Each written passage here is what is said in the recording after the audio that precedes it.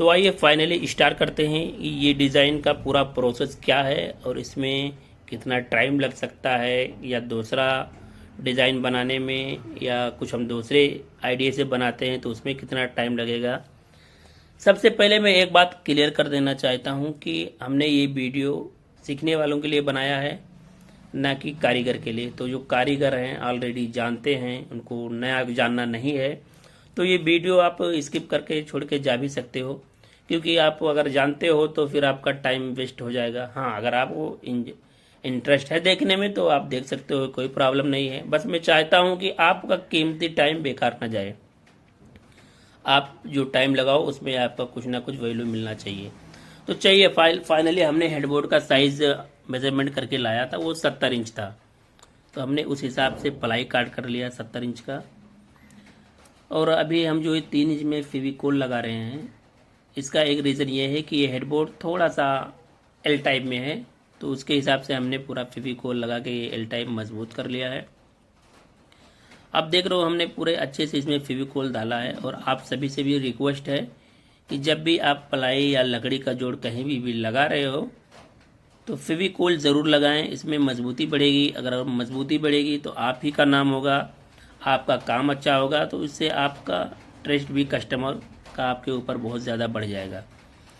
तो हमने जब अपना स्टेपलर गन लेके, भाई अब सबको मालूम है कि हमारा भी काम थोड़ा आसान हो गया है पहले के हिसाब से। नहीं, पहले हम लोग भी खीरा लेके जो काम आधे घंटे में होने वाला था, अब हमारा वो काम 15 मिनट में ही कंप्लीट हो जाता है। तो बहुत फ़र्क पड़ता है। फिर भी हमने मजबूती के लिए 2 इंच का कीला उसमें लगा दिया है कि ऐसा ना हो कहीं वो बारीक कीला लगे होने से कुछ कंप्लेन आ जाए। तो हमने मजबूती में कोई कॉम्प्रोमाइज़ नहीं किया है, इनमें बेस्ट दिया है। कुछ क्वालिटी का कुछ एक ज़रा भी समझौता नहीं हुआ है इसमें। और हमने अब प्लाई पे 7-7 इंच का डिवाइड करके उसको मार्किंग मार के अलग रख दिया है। हालांकि वो वीडियो में नहीं दिखा पाया मैं, लेकिन प्लाई पे हमने 7-7 इंच का मार्किंग मारा है। अब रहा कपड़े पे, हमने कपड़े का मार्किंग करना स्टार्ट कर दिया है। हमने कपड़ा सीधा ही बिछा के सीधे ही तरफ मार्किंग किया है। और कपड़े पे मार्किंग हमने 8-8 इंच का मारा है, क्योंकि कपड़े पे कुछ सिलाई होगा, कुछ फार्म का थिकनेस रहेगा, वो सब कवर करके हमने 1 इंच बड़ा रखा है। ध्यान रहे हमने फर्स्ट में और आखिर में कपड़ा 10-10 इंच का बढ़ाया है, क्योंकि वो बाद में ठोकने के काम आएगा। तो थोड़ा 2 इंच ज़्यादा रहेगा तो ठोकने के लिए आपको बराबर जगह मिल पाएगा।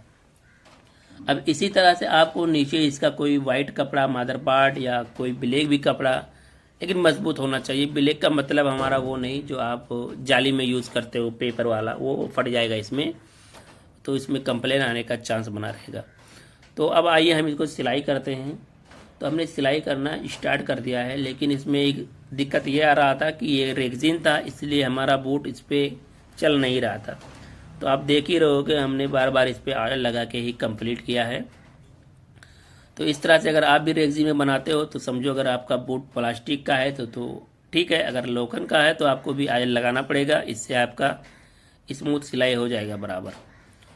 तो कुछ इस तरह से हमने पूरे जितना मार्किंग था हमने सिलाई मार दिया है। ये सिलाई मार के हमने उल्टा की तरफ, हमने समझो एक निशान की तरह ही सिलाई मारा है, और उसका ज़्यादा कुछ काम नहीं है।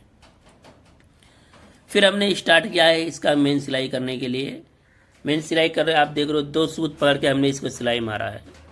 2 सूत आपको आइडिया ही होगा, ज़्यादा एक्सप्लेन करने की ज़रूरत नहीं है। 2 सूत पकड़ के हमने इसको पूरे जितना भी मार्किंग ऊपर से मारा था, सिलाई का मार्किंग ऊपर से जितना सिलाई हमने मारा था, उसी पे हमने 2 सूत का सिलाई पकड़ के अभी फाइनल मार दिया है। तो अभी ये इसका सब कुछ रेडी हो गया है।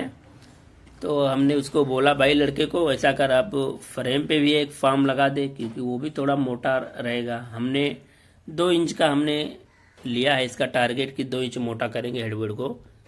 तो हमने 1 इंच तो कपड़े के साथ टारगेट लिया है, और 1 इंच सीधा प्लाई में लगा देंगे।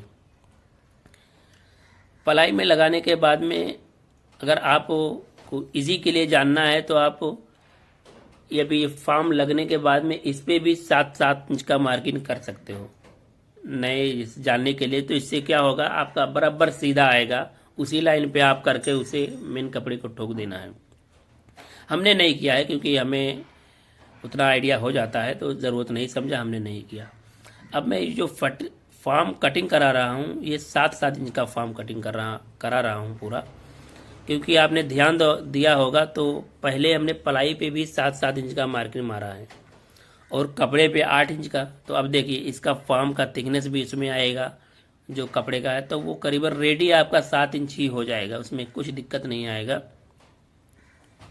तो बराबर हमने इस तरह से पूरे में फॉर्म डलवा दिया है। और पूरा फॉर्म डलने के बाद में अब आइए हम इसको थोड़ा उल्टा करके आपको दिखाते हैं कि ये किस तरह से दिखेगा। और उसके बाद में आपको तुरंत ही मैं इसको फिटिंग करके भी पूरा आपको दिखाऊंगा फाइनल लुक। देखिए अब ये कितना खूबसूरत लग रहा है ये रखने के बाद में।